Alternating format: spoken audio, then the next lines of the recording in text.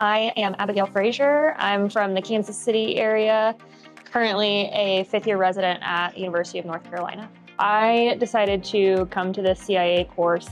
It was initially presented to me by our program director who had the opportunity, and I was really impressed just with how thorough everything is and the level of training as well as the hands-on experience. These full arch implant cases are not something that you get a ton of exposure to in residency, and something that I want a leg up on before I'm in practice.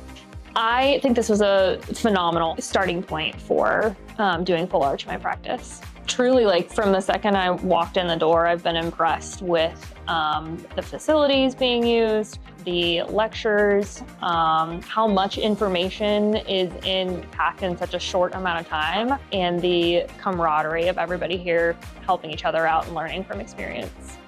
I would absolutely recommend coming to a CIA course if you have any plans to make full arch part of your practice. I got my full arch training in the CIA.